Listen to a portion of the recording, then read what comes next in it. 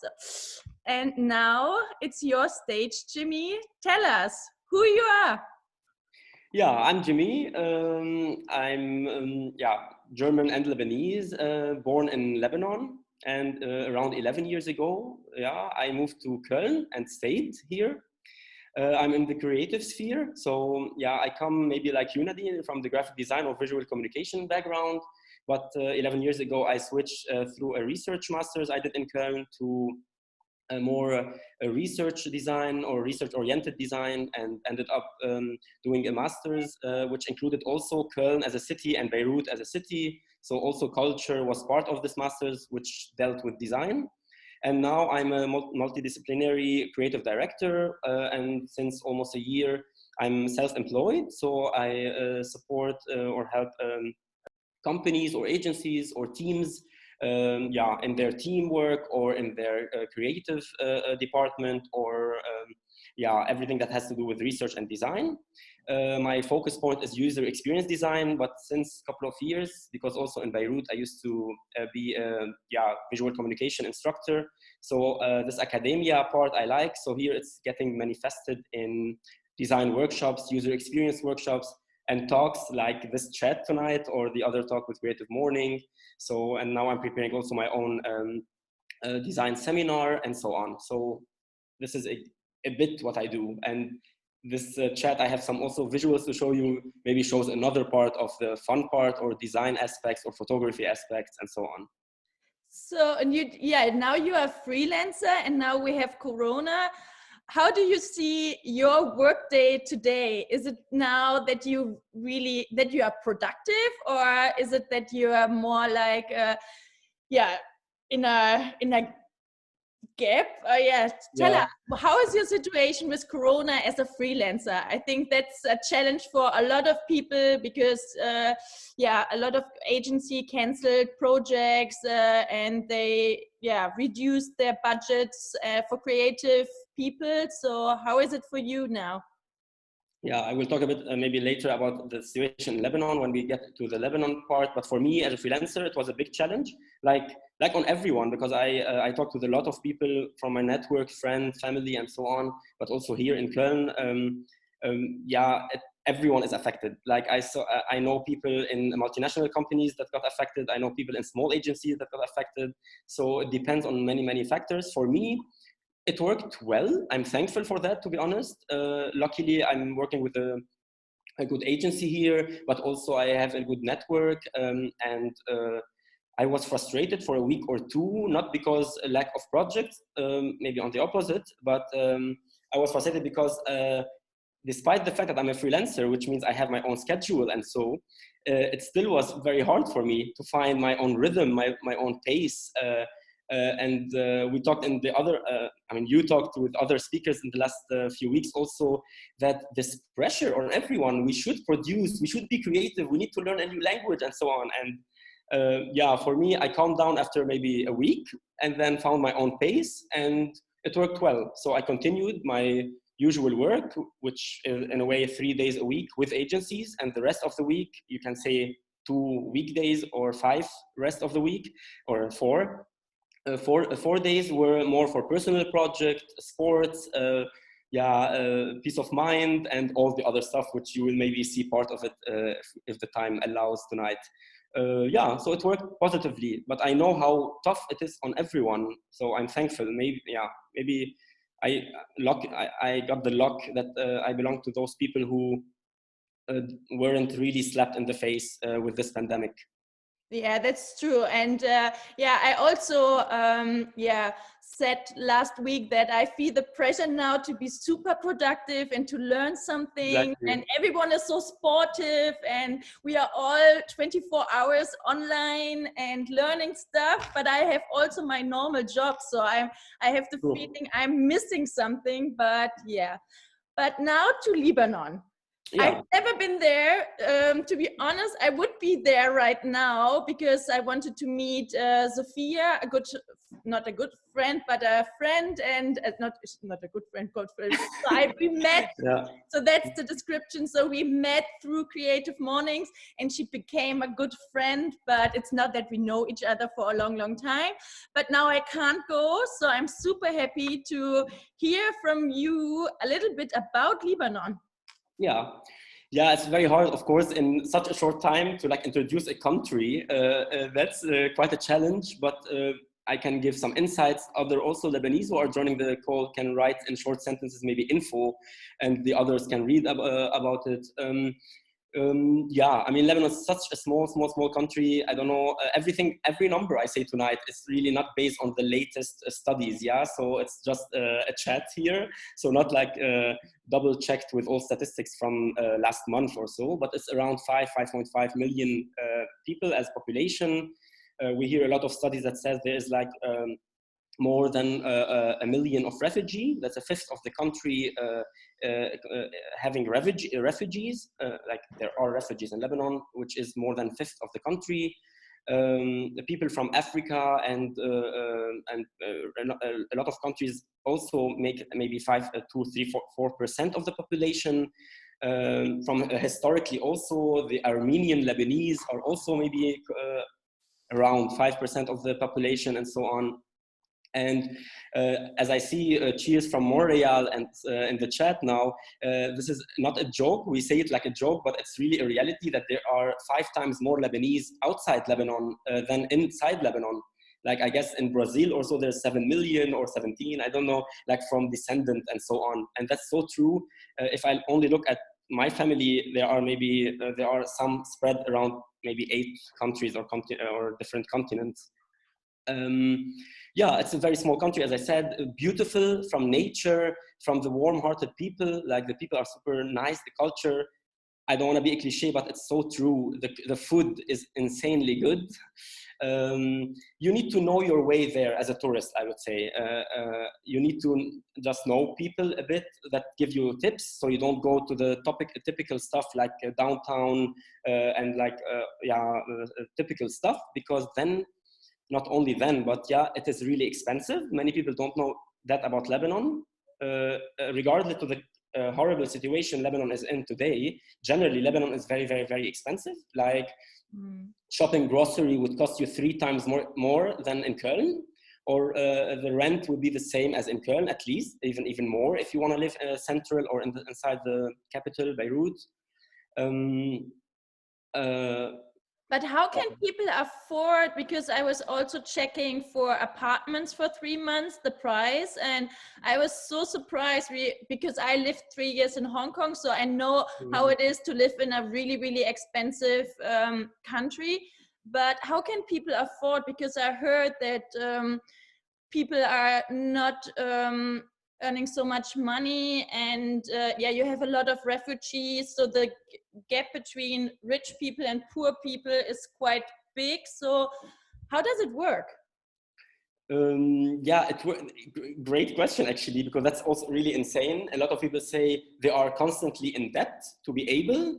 A lot of people get relocated, like they live in Tripoli because there it's cheaper in the north, and they take a non-perfect transportation to go to Beirut with the traffic, which is a major case in Lebanon. And yeah, it's a struggle, like for a lot of people, like the minority, like I wouldn't call it a minority, maybe 2% of the population are quite rich and extremely rich. And there is, I don't know percentages, but a lot more than half of the country is in poverty in a way, or if not poverty, in the minimum. And if the minimum wage in Cologne would be, I don't know, 800, 900 euros, there it is like $350 or something like this. Yeah. Yeah, I heard the corruption in the city is big between the rich people, especially. Yeah, but I also heard that it's the new Paris, that it's really colorful and a lot of fashionable girls, and yeah, so I heard in the last month it's the new Paris. Yeah, I mean, it was always, if you now also Google Switzerland of the Middle East, you get all the results as Lebanon. Unfortunately, maybe some Lebanese that joined the call, that are in the call today might disagree. I don't see it like this. It was, if you go, there's 1-2 footages in color even, from maybe the 60s or really beginning of 70s, before the Civil War, it was a beauty, really. It was really, we had a Straßenbahn, like a public transportation, yeah, and so trams and so on and everything. And it was beautiful, this liberal attitude, this mixture of cultures and religions. It was all such a beauty. If I reduce it to one word, it was really a beauty. Today, it is really, really not, in my opinion. I read also here, if Cologne is a feeling, that's so true. How would I describe Beirut? I would really call it crazy. The word is crazy because it's also open to be crazy beautiful if you see some little bits of pieces here and there. And it's crazy horrible if you look at the corruption that is happening at the situation at the moment. I forgot that I have some visuals. I can also share my screen. You have a nice presentation, and especially, Exactly. Do everyone see my screen? I hope so. Can everyone see the screen? Yes. Yes, perfect. Yeah, great. And this is what I want. This is something this map, it was part of my thesis in 2010, so it's not updated. Just that Lebanon is based on the confessional system. So we have like 18 religions there, which sounds very exotic and amazing. And partially it is, but a big part of it is like a reason why Lebanon is such a victim of such a multitude of cultural and religious confessions. Because main reason, because religion is intertwined, or like is in politics big time. So the president of Lebanon must be a Maronite Christian, or the speaker of the parliament must be a Shia Muslim, or the prime minister must be a Sunni Muslim, and so on. So they just developed, so there won't be a fight between religions. So politics is based on religion, and this brought us to very, very, very sad stories, or the situation Lebanon is in today. Even in my research back then, I asked people what do they connotate when they think of Lebanon. There was the traffic, there was pollution, there was home, diversity, culture. And today, I guess after 11 years, today, if I ask people, I'm sure the currency, the currency, which we have two in Lebanon, like the US dollars is the official currency in Lebanon, and the Lebanese pound, or the Lebanese lira in Arabic. And this is also, the currency is also now in deep shit, if I might say. Yeah, and that's also what I heard or just read in the newspapers, that the problem right now is that for the first time the young people are against the politics, and they don't care about their confession or some that's true. their beliefs, so they just wanna be free, and they wanna get rid of all these corrupt people. But that's something you can tell us with a little project you made, right? Exactly. Or before the project, also just a bit how I experienced Lebanon today, and why I allow myself also to talk with you about the revolution, because it would be a bit I don't know, not fair if I just virtually participated to also talk on the revolution. But because I was in October there, and as you can see this calendar, you are still seeing my screen, right? Yes, we can. Yeah, and this is what, if you just look at the 17th of October, 18th and 19th, it was supposed to be a party and museum and so on. And then, I suddenly found myself on the 17th of October in the middle of the revolution. With a mask. Yeah, and that was really thousands of people. What is different this time, or in October, was that everyone not only centralized revolution, it was for the first time, I guess, that it was a revolution all over the country of Lebanon. So I had to leave back to Cologne on the 20th of October. That was the third day of revolution, I guess. And then it escalated even more and more and more. And there was maybe, some people say 1 million, some people say 2 million, some honest statistics say 500,000 were there, but this is already revolutionary for us to happen. That people, as you said, like young people that usually they are stuck to religion and political parties, were trying to get rid of that. Yeah, today there are many perspectives into that. Some people think no, it's still very, very small minority that are with the revolution. the next weeks will show if this is true. Yeah, and here is a picture. This also I wanted to give a small critique on the media, how we are brainwashed with media. So also when I was on a vacation for 10 days with 3 German friends as well, and then how the memory of the vacation changes. And usually I could have shown also slides of the nature and so on. And I will show soon this picture. And for a second, there are flashbacks in your mind. You say, okay, did Jimmy start the revolution there? And so, or was he the hero who is like saving the life of Sama, the reporter, or he was just taking a selfie with his best friends or so on in Lebanon? So also this self-critique on media and how it has brainwashed us is something became part of this whole also revolution. But this is also a personal experience. And there, I was only twice there, so 2 days, 17th and 18th of October, or 18th and 19th, like 2 days before I traveled back to Cologne, and I took some pictures. So sorry, I talked too much maybe about this part. Back to your design aspect. So I didn't take much, even though as my main hobby would be photography. I love photography since I was a kid or teenager. And yeah, I didn't know this is getting bigger and bigger. So I took like maybe around 10 pictures from there. These 3 I picked on purpose to show you that I didn't have much of a motif or like a visual language or yeah. And I had this in the middle, which is the Martyr Square in the center of Beirut. And there was a human being or like a protester that is not a statue on top of the statue. So the statue becomes from something from the memory and between yesterday or the memory of the martyrs and today the revolution. And then I brought it up to Cologne. There were many people in Europe, especially like a lot in Paris and so all over Europe. They are doing a protest or a shout of solidarity with Lebanon. And Maisa, an ex-colleague of mine and so on, suggested, why don't we do it? We are both Lebanese here and so on. So I contacted the police to register this, and it was great. I had only these 3 visuals, as I said. So I took the statue as a symbol in a way and made the demo in Cologne. It was beautiful. We didn't expect that 120 people would come from Aachen, Düsseldorf, Cologne, Bonn, and like many. They took the train 1-2 hours to come for this half an hour, 1 hour solidarity to send love from Cologne to Lebanon. That was really touching and quite an experience for me. It was like kind of the bridge between my vacation in Lebanon, which ended up in a revolution, and me as a German also living here. But yeah. No, continue. I thought because right now there are still all these demonstrations, right? Because I followed Sophia's Instagram account, and she was in Beirut until a week ago. And for me, of course, she's a journalist, so she shows really the conflict parts, and she goes really into the streets and reports about the demonstrations, the fires.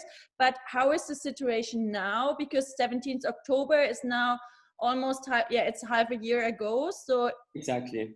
It continued very, very well. As I said, maybe I didn't mention the brutal part of it, that the revolution, a couple of people died, also because also the security,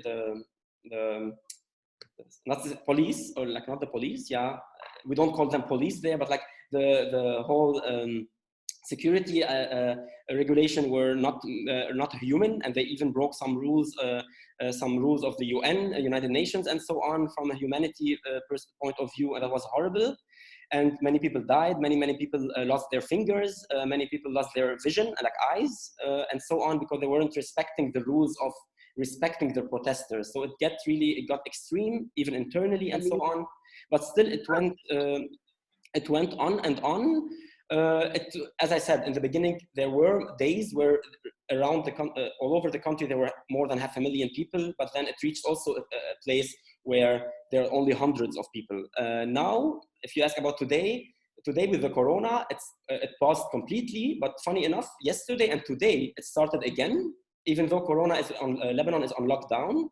And still, some people went with cars. So today, for example, I saw a bit the news. The entire country, or like mostly in Beirut or many other areas, they are protesting in the car.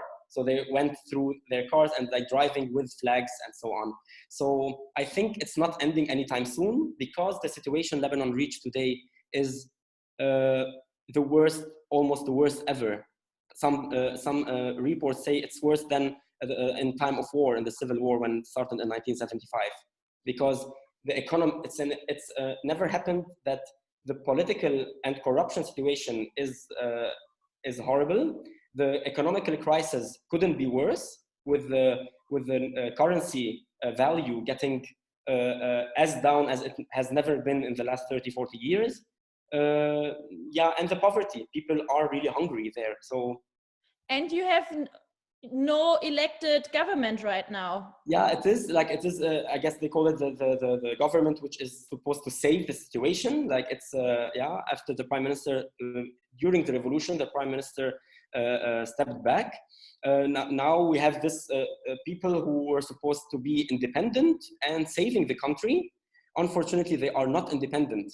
So now we are today, also today, funny enough, they met despite the corona thing, not virtually. They met and then they want to discuss the new solutions. But yeah, they are the same people, sometimes under the same names. And I'm not talking, of course, at any one party. I'm talking about all parties, because some people are horribly corrupted. The other are only witnesses, which makes them as horrible as the people that are doing the crime. So the situation is not very healthy at all at the moment. It's like really like extremely dramatic. I'm not dramatizing it. So, because I heard that the young people, they want to have a techno culture. I never heard this word before. True. So they don't want to have really a government. They want to have experts. So can you tell us a little bit about that? Because I never heard about this combination in...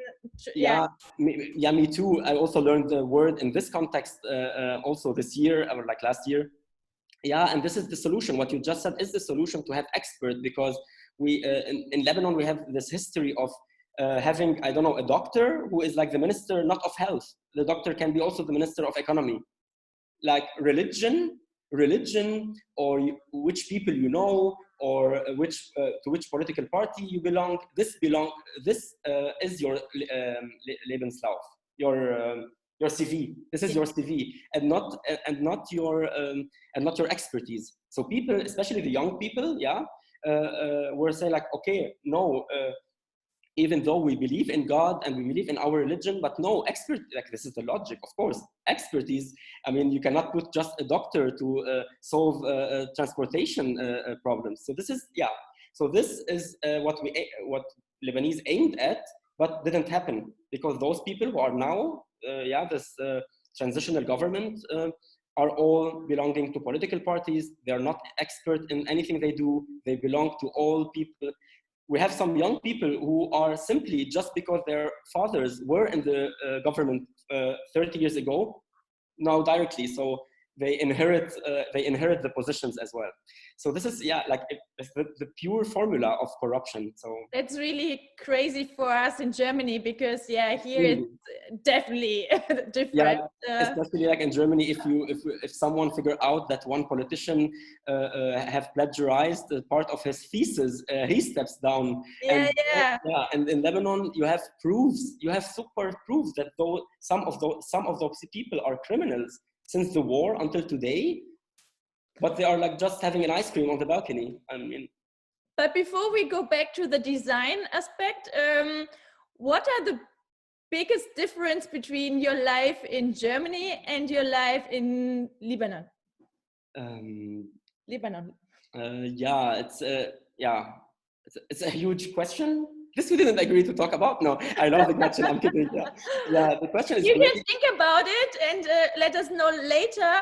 But maybe you want to show us a little bit more about the design, the Lebanese design. Yeah, exactly. This is a good bridging towards this same picture, which I also said that it's only what I had. And then after the solidarity shout that we did from Cologne, I thought like, why not to support? It was also an initiative for me. Like, can I also do something from here? And I started designing some visuals that says also nothing else that what the Lebanese are saying in Lebanon. So I designed them. Here comes also this political aspect and social aspect into design, because I couldn't pick any color, because in Lebanon also these leading political parties have ascribed colors for themselves. So when you say this color, this belongs to this political party. So also that was a challenge in terms of how fast I can do something with a statement without using a color that can take part. So it remains mirroring what the revolution stands for. And I generated within maybe, I don't know, a couple of weeks, 177 of these visuals. In the middle of those visuals, it wasn't my decision. I did maybe the first 5, 10 to just feel myself contributing, even through design, to something. Soon enough, it became that some communities and people and friends or friends of a friends, or even people I don't know, or Facebook pages, that they started asking me, please, can you design now a statement that says, let the people go to downtown. So also this aspect I never experienced in design before, that I have in 3 minutes to design something that has direct impact on people, on the revolution, on people, to collect more people, because the police now is more than the protesters, because it was unexpected. So this visual design became having another value.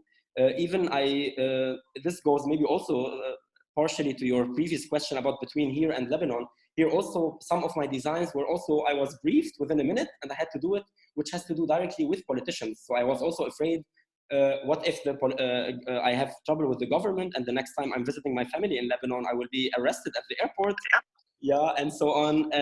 But I thought I picked now the less harmful ones, yeah. So this, for example, says "lol," like a critique, like we're laughing at one politician because they just elected another one, which was previously also a politician from the same party, and so on. Yeah, so it took. This is only a snippet of it, but it was like from a visual design perspective, from the pressure under a few minutes to deliver something, and most importantly, that it has the social impact that I'm from Cologne. I was talking to the Lebanese through my designs and contributing the least I can do, because I couldn't physically go to the street because I was in Cologne. But can I just ask you a question? Because I also heard that especially the cost for phones to call people is quite high, and they wanted to have a text for WhatsApp and everything. But how do you communicate with people in Beirut, or WhatsApp? The main thing, a lot of people use Instagram, Facebook, and WhatsApp. WhatsApp is the main thing. This is also part of the culture which we don't have in Cologne, which, for example, my mother would call the supermarket or do a delivery through WhatsApp. My mother also, if she has an appointment with a doctor for a checkup, and so she would WhatsApp call him and not call normally. Okay. Now at the moment also I'm switching a bit, but it's still the same topic. My mother is also giving her lessons. She's a French teacher, and she's teaching kids in a way, like up until 10 years old. And she's communicating through WhatsApp her lessons. She films herself teaching, and she sends them her video individually to every parent of the student. This is how she's continuing her year of teaching. So WhatsApp is the thing. Yeah, so it's the same in China. That's WeChat. So WeChat. it's the thing in China. Exactly. And WhatsApp, it's the thing in yeah. Exactly. Yeah. So, exactly. Yeah, and I continued also here, took part some also this visual statement that I supported with the Lebanese revolution, came here with the Corona. So I also took part with this UN contest, or this solidarity from the Fachhochschule university here, that I also continued this power of design and communicating solidarity, social distancing, supporting people. Also in Cologne, which I love, is this feeling of community, and the feeling that we never think in Cologne individual. And this is not a critique on us Lebanese as well, but in Lebanon is the opposite in the majority. I don't want to generalize, but the attitude of, unfortunately, the attitude of the majority revolves around me. So if I know people, I can get my stuff faster than the other. If I know people, I can make money more than you, even if you are more skilled than me. If you know people, you don't have to queue in the restaurant or queue to finish something. So it's hilarious how much is the I stronger than the we in the majority in Lebanon, and it's pretty much the opposite in Germany or in Cologne, in my opinion. Yeah, I don't know if we have time. Yeah, yeah, we have time. Yeah. Yeah. Yeah, because yeah, and also spending my time here in the Corona brought up this productive part of me, but sometimes also not a productive, like, oh, I achieved something. No, no, just for the fun of it. I have a bit sometimes this why not attitude, and it's really nice. It's like a mini tip. It's like, why not stuff. I think also in this Corona and this lockdown and so on, being at home all the time, having a weekend all for yours, and 1 hour of jogging won't fill the day. And then you are with this why not attitude. So I had this sketches I was doing since 2 years, and I thought, like, why don't I share them? So I just made a WhatsApp account to share them with the public, not because they are amazing, but just like, why not? So I like this why not part of the why not aspect of productivity.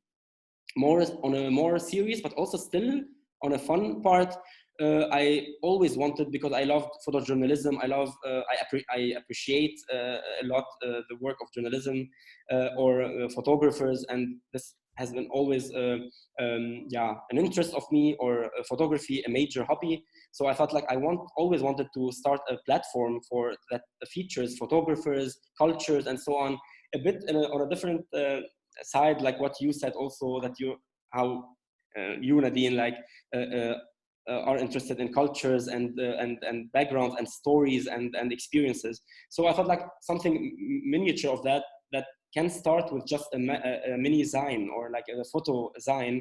And then I thought, okay, why don't I do it? And 5 years ago, and since 5 years I wanted to publish those photos, and now after 5 years I had the time, which didn't take more than 1, 2, 3 days, and I just put those. And now this mini zine is the beginning of this twofold platform, which I'm planning in the future to feature photographers as well as designers, as well as photojournalists. Is now in production, only 100 copies, and I will just have fun in selling it by the price of the production, just to sharing. This is also how the community in Cologne and this feeling of community affects me in my hobbies as well. And this I'm producing now. By next week, maybe it should come. And this is, yeah. So this is also like bits and pieces. This is about Marrakesh. Can we expect one from Beirut, Lebanon? Absolutely. I wanted to start the pilot with Marrakesh because it's purely only photos. And the next one should be about Beirut, I would say, or Lebanon in general, but it won't be only photos. It will feature not only my photos, it will be like photographers from there, maybe also Sophie, the speaker, like Germans who went to Lebanon, like perspectives from insiders, outsiders. So yeah, this is the pilot project. And hopefully soon it should become a platform. Let's see. Okay, yeah. Great. So you have more for more? I'm checking if I have. Yeah, I wanted just to share just random thought that I'm reading this book now from Mike Monteiro, and it's just a beautiful book and doesn't target only user experience designers.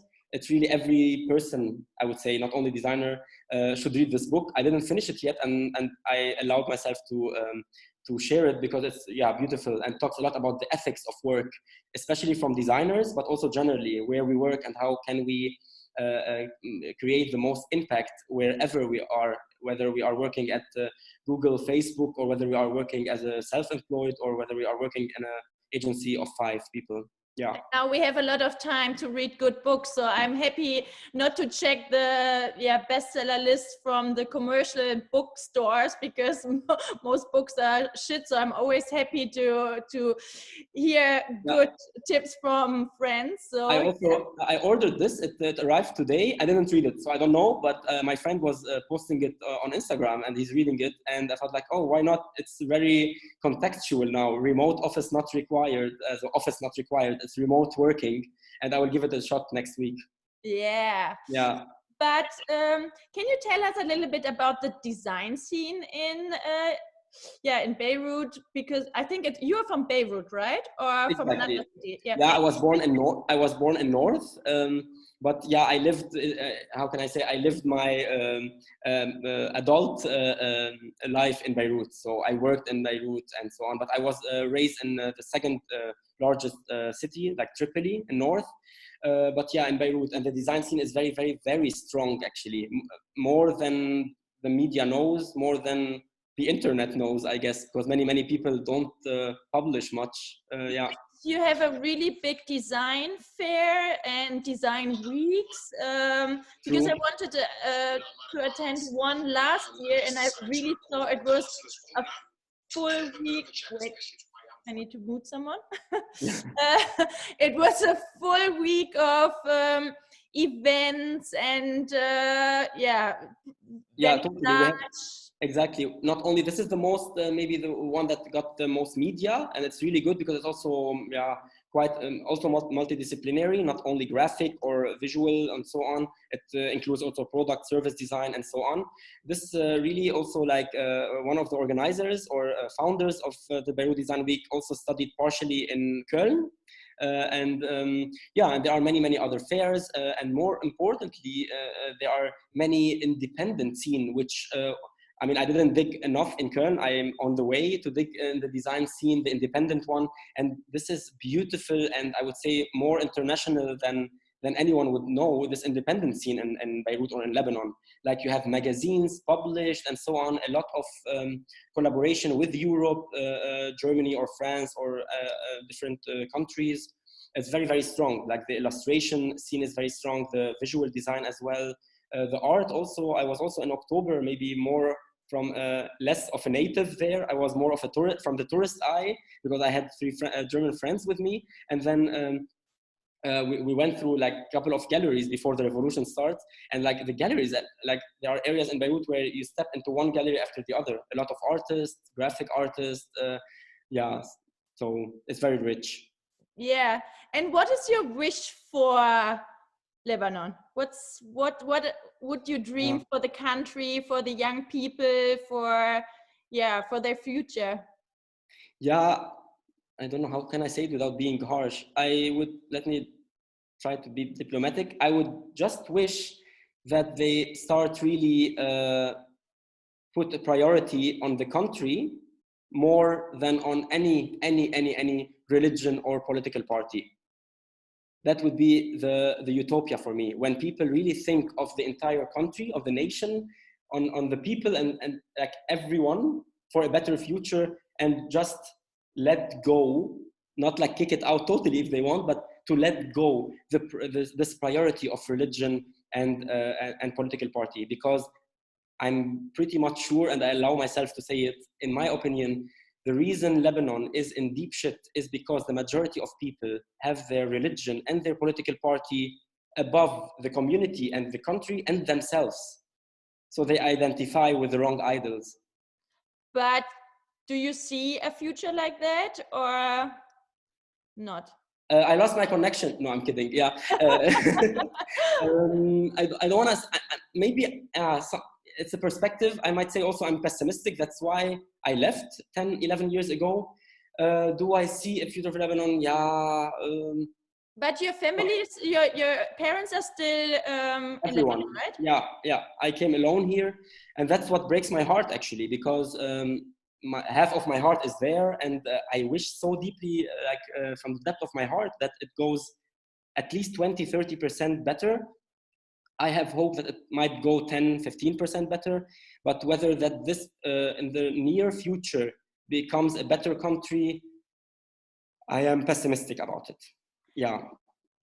Can you recommend something for us living in Germany, in US or in other countries, how we might support the young generation? Yeah. I mean, the support also, in a way, is there. Like education in Europe is pretty much wide open for every Lebanese. So the young people are already, in a way, have their bridges to Europe. I think we are doing it as countries. As individuals, we are pretty much digital, all of us, I guess. And there are a lot of NGOs here and there, because rather supporting like small initiatives better than supporting just general ones. I mean, this is also part of it.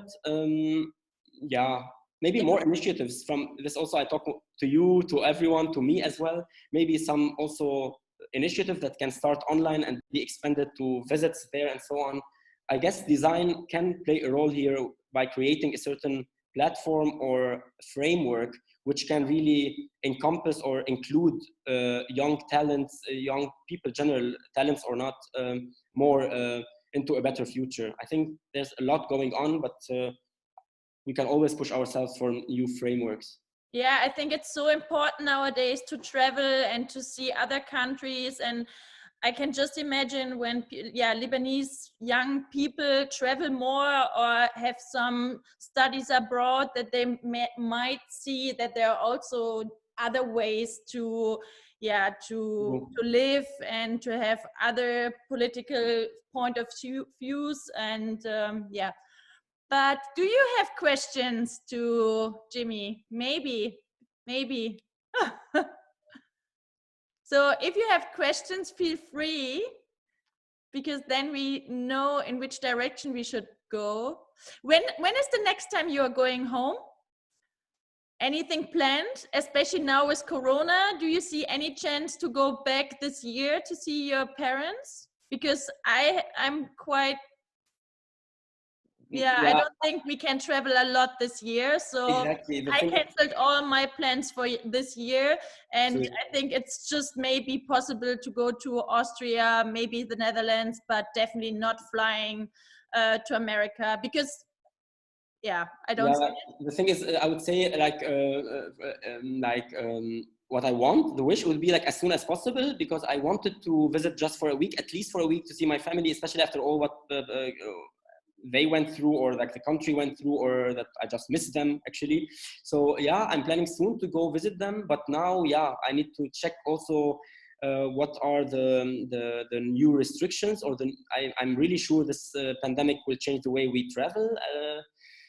So let's see if at the end I need to stay 2 weeks in Lebanon, locked down alone. So maybe because Corona is still in the air, and then when I come back to Cologne, also to stay 2 weeks alone in the room. So I might see if every 5 days vacation would cost us 1 month lockdown. So we might reconsider. But the plan is absolutely to go as soon as.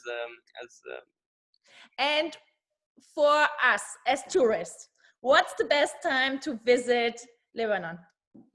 I would say between spring and a bit after spring, or like end of spring before the summer starts. I don't know if maybe you love sun. I love sun, but I can't deal with July and August anymore in Lebanon. I die. It's like extremely warm. I mean, if you spend it at the beach or so, it might be good, but I would really definitely suggest. I went in October. It was pretty much good. It was sunny. It's like the end of summer, but really good, like summer in Germany. But in October there, I would say maybe April, May, or October. And the country is super tiny, right? So you can do a lot. You can do a road trip, right? So it's easy to rent a car and to travel around. Absolutely. This is what we did also in October. Like within this week, except of the revolution, we were really in the mountains 2 days. We were in the north in Tripoli, where there are a lot of old souks and amazing architecture.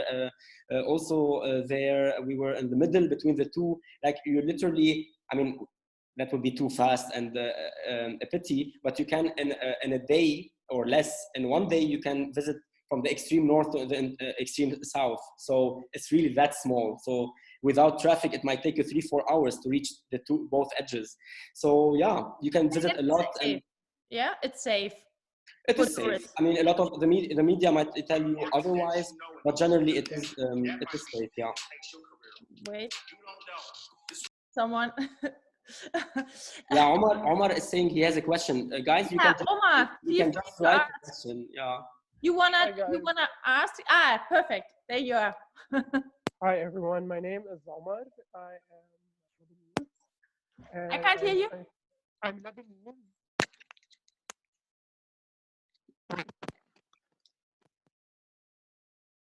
Here now? Yes, perfect. Okay.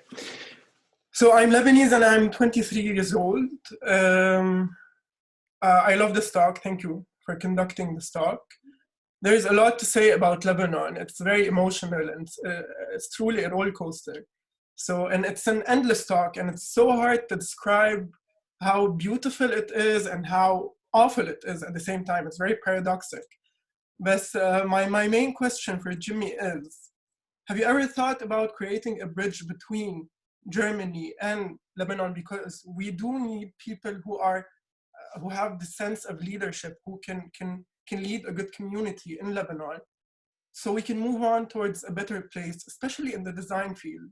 So since you mentioned that you are a self-employed designer, have you ever thought about being both based in Lebanon and Germany? Yeah, beautiful question, just on point. I take it also as your question. I take it also as a push to invest more time and more brain into this. Yeah, I can identify with the question. As an answer, I would say I'm not working enough on that, but I can see myself doing it. I never thought of relocating because luckily and thankfully and coincidentally, it worked that I identified with Germany really a lot, like too much, that I belong here a bit more than I belong in Lebanon. Nevertheless, I definitely think there's a necessity, and I have the passion to do this bridge. And this is maybe what I meant by the framework. And your question is also an amazing reminder to push myself in this direction in a way. If I not the bridge, maybe the bridge will be between Cologne and Beirut as a starting point, and maybe a great framework. Is it a project-based? Is it talent-based? Is it network-based or collective-based? Yeah, I start also already brainstorming based on your question. So no, I don't have a clear idea yet, but I'm definitely would be happy to go in this direction. I have no idea. Does anyone know if there is a Creative Mornings chapter in Lebanon? No, there is not. I know, and my brother Jimmy Elias, he should be. I cannot see everyone here. Was also thinking of contacting you to maybe start something. Yeah, that would be amazing. There's no Creative Morning in Beirut. There is no. No. No. So yeah, no. Okay. So yeah. Joe, right? So, yeah, Joe, if you want to open the chapter, please let me know, because then I will definitely tell the headquarter in New York that you want to participate, and I'm pretty sure they will be super happy to have a chapter in Lebanon. So perfect. yeah, That sounds great. Yeah, because Joe and me talked about it like really a couple of months ago, and we kept on postponing it, and then the revolution started, and then now Corona. But I guess he will be in contact with you. Because that's also our idea of Creative Mornings, that everyone is creative, everyone is welcome. And it's, for me, it's also nice to see that Corona gives us so much space to connect each other on a global way. So it's not really chapters, like people from DC can now join our talks, our ideas, cities. Rome, they did a city tour last week with 300 people, a virtual trip through the city. And yeah, that would be amazing. So, and maybe that could be also a little bridge, or the first stone for the bridge to make Lebanon a little bit more international, open-minded, and maybe more young people feel motivated to fight for their dreams, not fighting in a brutal way, more fighting in visuals, in talking, in creating something nice and great. So yeah. Hey. More questions? Yeah. Hello, Jimmy. I'm Julian Gandour, originally from Lebanon. I live now in Greece. I'm also from a visual communication background and doing now strategic design. So I share some of the same experiences with Jimmy, because I also had some visuals shared online for the first time. Actually, I shared my visuals online, and they were being used on international scales with Lebanese communities. And what really inspired me about that we actually can do something based on what we feel. And I think also that I didn't regret that I left Lebanon, yet I missed a lot the community feel, the people there, not the ground, not the beauty of the country, because many countries have more than what we have now. But at the same time, the community feel that it's there. I didn't really live it yet. outside of Lebanon. But at the same time, maybe because I'm from there, but because I did something that has been used like from America to Australia somehow, based on my approval, I really felt that I can be part of a larger community somehow as a Lebanese, yet as a designer in Europe. So maybe, as you mentioned, the collective bridge that you are thinking about, maybe you can brainstorm about this. And it's really interesting as well. Not because we need to export our talents, but because actually they can do much more than being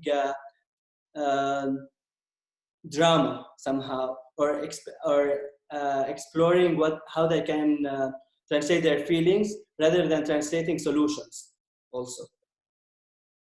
Yeah, thanks for sharing that. And if you want to show your visuals, feel free to just share your Instagram account in the chat or something like that. Maybe, or maybe other people want to contact you, or yeah.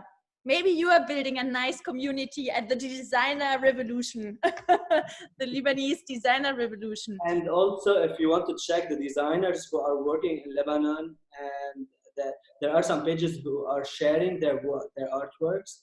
They are called Art of Thawra or something like that. Thawra means revolution, and Art of Thawra. So you can find there many designers who are working in Lebanon, yet they have different talent that are not shared online or on any other media.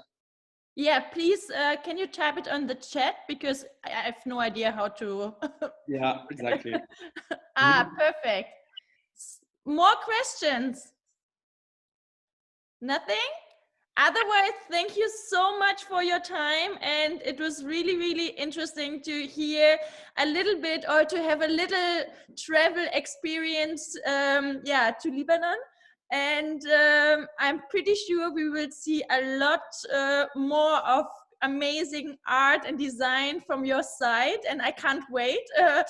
I need to find a solution how I can get you for the third time on the stage for Create. Oh, that was now the third time.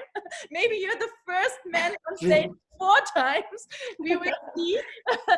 If you don't mind, I would take a picture of all of us and waving. So if you are now, if you want to switch on your camera right now, that would be amazing, that we all can send some love to Lebanon, to all the people sitting at home and being locked down. And yeah, so I see all the, so hey.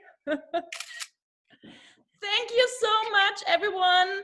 I wish you a lovely, lovely evening or day when you're in America. The day just started, and stay healthy and check out the next events. And yeah, again, thank you, Jimmy. Yeah, thank you. Amazing.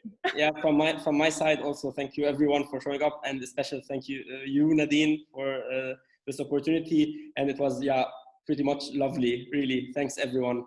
Yeah, and travel to Lebanon and support the people, and just enjoy the amazing culture. See you. Bye-bye. Ciao.